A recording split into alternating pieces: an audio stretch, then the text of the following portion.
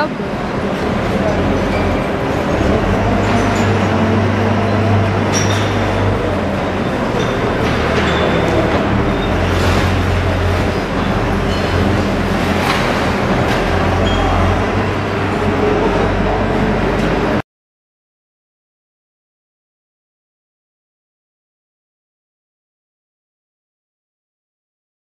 Bon alors qu'est-ce que vous avez pensé de cette visite? Bah, ça nous a impressionnés. Ouais.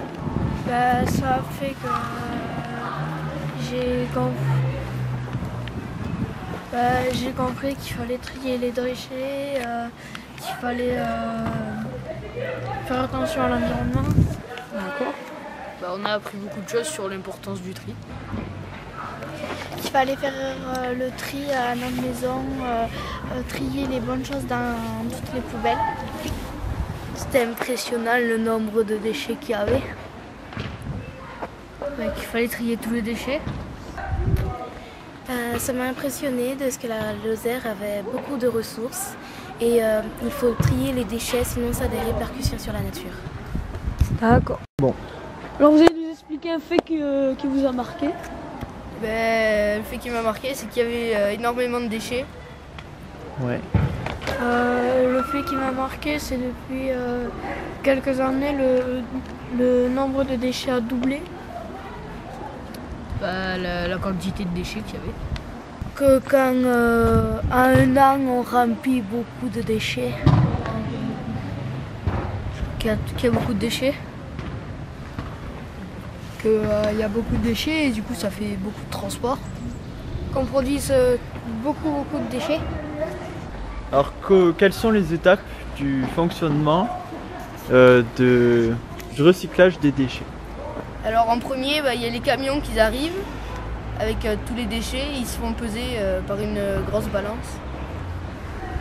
Puis ils se font décharger et les déchets se font mettre sur des tapis roulants.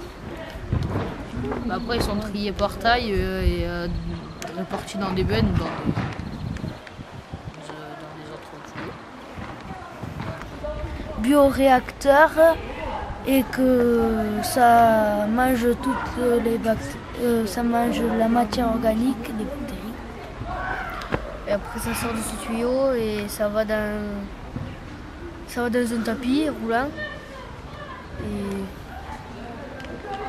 ça remplit une remorque des camions. Il les laisse pendant 3 semaines et il les arrose pour qu'il y ait plus de matière organique qui soit dégradée. Et après, il les enfouissent dans des bacs. Toute l'eau de pluie est récupérée car elle contient des jus de déchets. Et après, l'eau elle est traitée et elle peut être utilisée pour arroser les déchets ou en cas d'incendie. Et les déchets enfouis dégagent un gaz très puant. Et ils récupèrent le gaz et ils le brûlent. Et ils utilisent la chaleur pour alimenter l'usine et pour chauffer l'eau. Car quand l'eau est trop froide, les bactéries ne peuvent pas agir.